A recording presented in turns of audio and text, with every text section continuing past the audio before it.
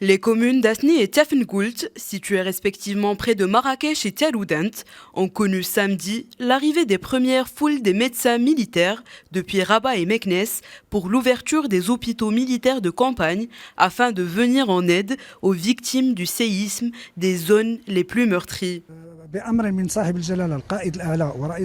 Par ordre de Sa Majesté, chef suprême et chef d'état-major général des forces armées royales, 2 hôpitaux militaires ont été déployés pour la chirurgie et la médecine dans les villages d'Asni et Tiafengoult, afin de présenter les soins médicaux nécessaires pour les victimes du séisme qui a frappé ce vendredi les régions d'El Haouz et Tialoudant. Cet hôpital a été installé ce samedi et nous avons commencé à recevoir les blessés dimanche, leur octroyant ainsi les soins nécessaires. Nous avons 2 types de blessés, ceux souffrant de traumatisme et d'autres de blessures. Les patients nécessitant les soins médicaux au sein de l'hôpital. Ils reçoivent leur traitement et ceux avec des blessures plus légères reçoivent leurs médicaments et sont accompagnés par notre cellule de prise en charge psychologique et sociale afin de soulager leur détresse.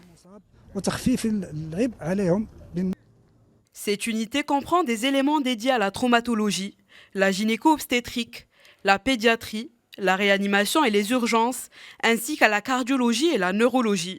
Les soins seront proposés aux victimes des douars environnants touchées par l'onde de choc du séisme, mais également aux cas graves provenant de zones plus touchées et lointaines, avant l'acheminement des cas les plus critiques vers le CHU de Marrakech.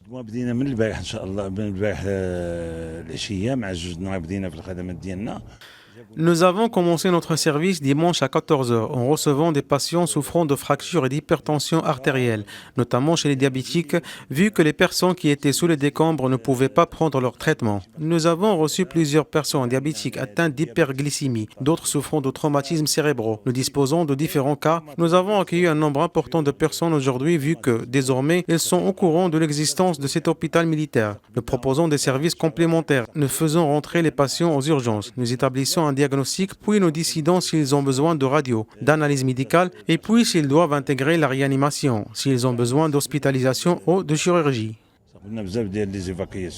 Aux alentours de l'hôpital militaire de campagne, les forces armées royales ont pu dans la nuit du samedi à dimanche monter des tentes bleues consacrées aux habitants d'Asni et les régions ayant perdu leurs abris suite à leur effondrement.